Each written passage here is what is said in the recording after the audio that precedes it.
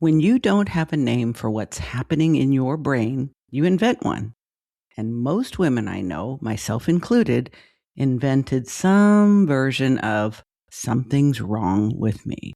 Not a diagnosis, not an explanation, just a quiet, persistent conviction that everyone else got instructions to life that you somehow missed.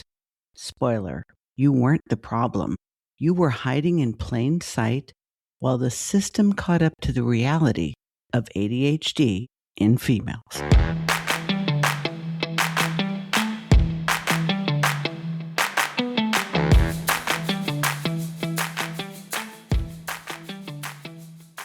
Well, hey, friend, and welcome back to ADHD-ish. I'm your host, Diane Wingert, and if you're new here, hello.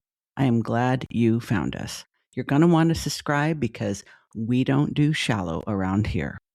Today's episode is a solo one, and it's kind of personal. It's also very timely, and I'll tell you why a little bit later on. There's also something I'm going to ask you to do, and I think by the time we get there, you will understand why it's so important.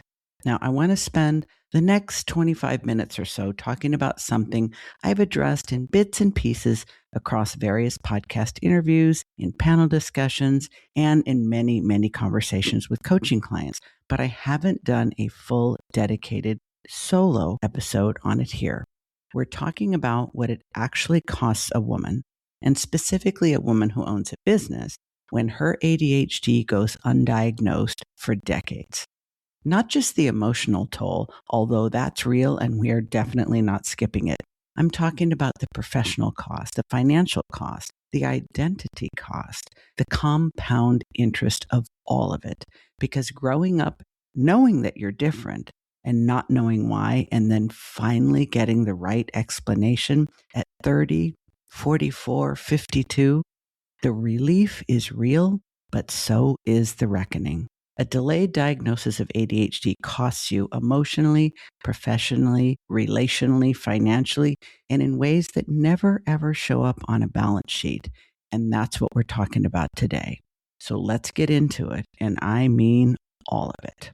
Well, if you've listened to this podcast for a while, you know I have a lot of feelings about the history of ADHD diagnosis and treatment. And when I say feelings, I mean that particular brand of exasperated, roll your eyes, are you fucking kidding me frustration that I have had to actively manage so it doesn't take over the entire conversation.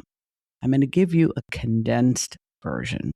ADHD as a clinical construct was built almost entirely on the observation of young, white, hyperactive boys.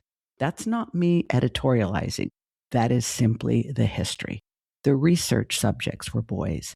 The criteria in the DSM were written to capture what those boys looked like. And for a very long time, unless you were presenting exactly the way those boys presented, you were never on anybody's radar.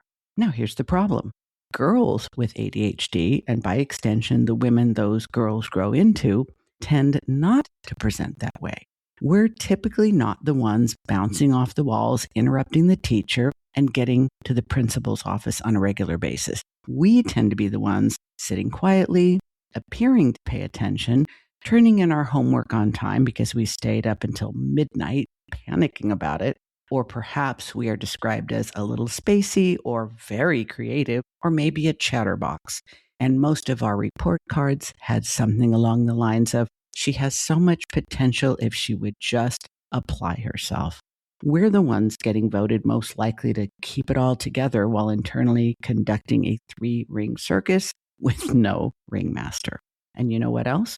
We learned early, usually without even realizing it, how to mask, how to compensate, how to overcompensate, how to perform like a neurotypical with enough consistency that nobody ever bothered to look any closer. And the cruelest part of that particular skill set is that it works. It works well enough, long enough, that even the people who should have noticed, teachers, pediatricians, therapists, parents, usually didn't. I used to think I was getting away with something and believed for many years that passing for normal was the ultimate flex. It wasn't. And if you also happen to be smart or even gifted, forget about it. Intelligence is one hell of a camouflage. She's doing well in school became the reason no one ever looked harder, as if doing fine was the same thing as thriving, as if white fucking knuckling your way through every single day counted as good enough. So that's the foundation. The criteria didn't fit us. We adapted to survive, and the system took our ability to adapt as evidence that we were A-OK. We were not okay. We just got really good at pretending. Too good. So now I want to get into what the actual cost is, because I think when people hear delayed diagnosis, they tend to think of it as primarily an emotional story, like, oh, boo-hoo, would have been nice to know sooner. But it's so many other things, and I want to name them specifically because there may be a woman listening who has never felt truly understood or even seen before. First, I want to talk about the emotional cost. That is probably the most obvious one. Decades without a diagnosis doesn't just mean decades without the benefit of medication, coaching, or other forms of support. It also means decades of a running internal narrative. The narrative most undiagnosed women are running is not a nice one. It's like Mean Girls on steroids or perpetually gaslighting ourselves. When you can't explain why you're struggling with things that seem effortless for others, you're just going to fill in the blank with whatever you can come up with. And what most of us come up with is something shameful. You're lazy. You're scattered. You're too emotional. You're too sensitive. You're just too much. You start too many things, finish too few of them, lose track of conversations in the middle of a sentence, even when you're the one doing the talking, and convince yourself it means something about your fundamental worth as a human being. A huge percentage of women who get diagnosed in adulthood have collected other diagnoses along the way, typically anxiety and depression. And the thing is, those aren't necessarily misdiagnoses. ADHD in women is an anxiety and depression delivery system. When you spend 20 plus years fighting your own brain with no framework for understanding and no support, of course you're fucking anxious. Of course you're depressed. The ADHD that's been driving the bus just never made it into the conversation with your therapist. And if you didn't also acquire an addictive or eating disorder along the way, you're one of the lucky ones. What that means clinically is that many women, I'd say the majority, spend years and often decades in treatment for the symptoms while the underlying cause goes unaddressed. That is not a failure of individual therapists or psychiatrists necessarily. It's really a systemic gap, but it's still a cost. Years of therapy, years of medication, all those self-help books, read and unread, the wellness protocols, the exercise routines, all of it is addressing the smoke while the fire kept burning. Now, this one doesn't get talked about enough. I want to get into the relational cost because undiagnosed ADHD does not happen in a frickin' vacuum. It happens inside of relationships, marriages, partnerships, parenting, friendships, dynamics with your family of origin, others of whom may also have ADHD because this is a genetically transmitted condition. When you don't have a framework for your own behavior, how the hell are you supposed to explain it to the people around you? The partner who is frustrated that you forgot again. The friend who feels like you don't care as much about the relationship because you canceled again. The guilt of knowing your kids are seeing a version of you that is reactive, overwhelmed, and inconsistent. The internalized belief that you are fundamentally hard to love. I have worked with clients who, after getting their diagnosis, kind of had to do a retroactive analysis of their most important relationships, sifting through years of conflict and misunderstanding with a different lens. That can be healing, can also be heartbreaking. And then there's the financial cost. Now, this is squarely in my lane because I work with business owners and entrepreneurs. The financial cost of a delayed diagnosis for women who are business owners is something I want to talk about very directly because it rarely gets the airtime it deserves. Let's start with the obvious. Years of underperforming relative to your true potential. Not because you weren't capable, you absolutely were, but because you were spending an enormous percentage of your bandwidth just managing yourself. The mental overhead of keeping everything together through your sheer force of will is expensive. It leaves a whole lot less room for strategy, for creativity, for the high value work that actually moves a business forward. Then there's the pattern of starting things and not finishing them. The one that's personally caused me the most shame over the most years. Those business ideas that were genuinely good, and there were a lot of them because ADHD brains generate ideas in their sleep. But those ideas never got traction because the follow-through fell apart. Not because you were uncommitted, because the dopamine of the new idea ran out and the systems weren't there to carry it across the finish line. And can we talk about the undercharging? God almighty, the undercharging. I cannot tell you how many women I've worked with who spent years pricing their services at a mere fraction of their value. Not because they didn't believe they were good, but because somewhere underneath the competence was this unexamined belief that they needed to compensate for being inconsistent, unreliable, difficult even. What I call the shame tax, priced right into their rates. Then there are the impulsive decisions, the shiny object syndrome that led to investments in courses, in coaches, in software, in entire pivots that were driven by the ADHD brain's need for novelty, not strategic alignment. Now, I am not throwing any kind of stones here. I've done it too, and I've got receipts. Then there's what I think is the most under-acknowledged financial cost of all. And I'm talking about the burnout cycles. The pattern of going incredibly hard, because when an ADHD brain is turned on, it is all the way on, followed by a crash that can sideline you for days, weeks, or longer. The boom and bust rhythm really makes sustainable business growth genuinely difficult. Not because you don't have the ambition, because without the diagnosis and the appropriate support structures, you didn't know how to build it differently.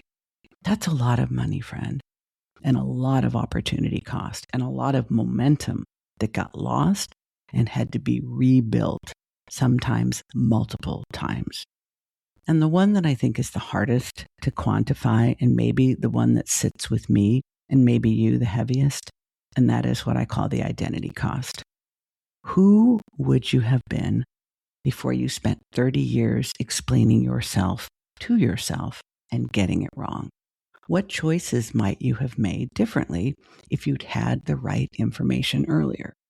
What version of yourself in your business, in your relationships, in your sense of what you're capable of got foreclosed because the framework arrived so late? Now listen, I want to be crystal clear. I am not saying any of this to trigger you or spiral you into regret. Regret is probably the least productive use of the ADHD brain's energy that I know of, and we have limited bandwidth. So let's be strategic about what we point our brains at. I just think that acknowledging all of these costs is important because it makes the case for why early diagnosis truly matters. Not just for the individual woman sitting in a doctor's office finally getting answers, but for the girls who are in classrooms right now, hiding in plain sight, beginning to write their internal narrative about why they are the problem. Now, I'm not going to go into my complete origin story because, frankly, we'd be here for another hour and you got shit to do. But I want to share enough that this doesn't feel like a lecture from someone who's observed all this from a safe clinical distance, because that's not what this is. I was a therapist for a long time before I pivoted into coaching. I have a master's degree. I had a clinical license. I'm even a board-certified diplomat in clinical social work, something less than 5% of people in my former profession achieve. I run a very successful private practice. I taught graduate students. I ran a hospital social work department. Hell, I even ran an entire clinical department of a mental health agency. I also raised 3 kids with ADHD, most of it as a single parent. And it was somewhere in that process of watching my own kids navigate the diagnosis, learning everything I could about ADHD and how it presents differently in females, seeing myself reflected back in the research I was doing all the way back in grad school. Yeah, research on ADHD. I finally connected all the dots. And by the way, I had been in and out of therapy for much of my adult life and was being treated for anxiety and depression. No one ever brought up ADHD. My oldest son got diagnosed at the age of 8. My daughter, not until college. And myself, well into midlife. I wasn't the kid constantly sent to the principal's office. I was the kid who was bright but inconsistent. My first grade report card said, Diane's very clever, but you need to tie her to the chair. So I actually was fairly hyperactive. But I got with the program and I learned how to sit still while shredding my cuticles and twirling my hair the whole time. I also lost things constantly, but I learned to be charming enough that most people found it endearing rather than alarming. I had intense, passionate interests that consumed me entirely and then evaporated into the ether. I felt everything loudly, and I learned to perform composure because I learned that the alternative was just not acceptable. So I built careers, several of them. I held it together in ways that looked from the outside like competence. From the inside, it was a different story. I felt like I was running a marathon in stilettos. Technically possible, deeply inefficient, and eventually unsustainable. When I finally had the right framework for my own brain, 2 things happened simultaneously. One was relief, that very specific kind of relief of finally having all the pieces of the puzzle and a story that finally fit. But the other was grief for the years of misdirected effort, for the version of myself I might have been with better tools and earlier support. I can't get those years back, but what I did get was clarity and a fierce commitment to make sure this conversation keeps happening quite loudly, quite specifically, and in rooms where it can actually change something. And this is where you come in. Over a year ago, I was invited to partner with an organization called Find the ADHD Girls. And I want to tell you about them because they're doing work that matters. Find the ADHD Girls exists specifically to close the diagnostic gap that I've been talking about today. Their mission is focused on awareness, early identification, and making sure that girls get a better shot at getting the right answers sooner.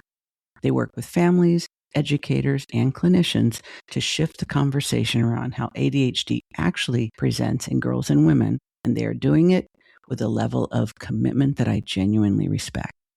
I have spoken for them. I have hosted panel discussions with pediatricians, therapists, coaches, all of them specialists in ADHD, and all of them women diagnosed in adulthood. I am proud to be in their corner. Here's my ask.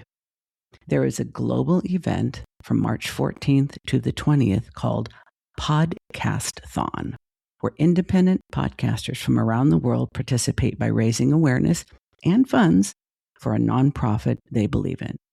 This episode is my Podcastathon episode, and Find the ADHD Girls is my chosen nonprofit.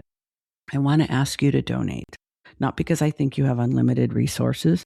Most of you are running lean businesses and making careful choices about where your money goes. But I'm asking you to donate because I genuinely believe this is one of the places where a relatively small amount of money can create a disproportionate amount of change. Every girl that gets identified early is a woman that doesn't spend 30 years writing the wrong story about herself. That math works for me, and I hope it does for you too. The donation link is in the show notes. It takes about 2 minutes. And if donating isn't in the cards right now, no worries. Share this episode with someone. It'll cost you nothing and still moves the needle on awareness, which is the first domino that leads to everything else. And I want to say something to anyone listening who heard themselves in today's episode, who choked up a little or teared up a little, recognizing something of their own story in the decades of wrong explanations, the exhausting overcompensation, the relief, and the reckoning. You were not the problem. You were never the problem. You were a woman with a brain that works differently and a world that was far too slow to understand that. If your diagnosis came late, that is a loss worth acknowledging. It's also not the end of the story, your story. The woman I work with who got diagnosed in their 40s and 50s and some beyond are some of the most strategically self-aware, creatively capable, and fiercely motivated people I know. Not despite their late diagnosis, but because of what they developed in the absence of the right support. True grit, determination, and resilience. That does not make the delay okay. It only means the delay didn't win.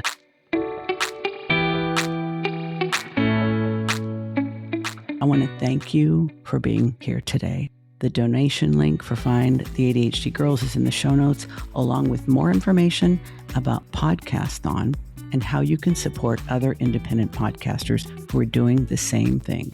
I'll be back next week, and until then, take care of yourself, take care of your business, and maybe be just a little less hard on your brain. It's been working overtime for a very long time.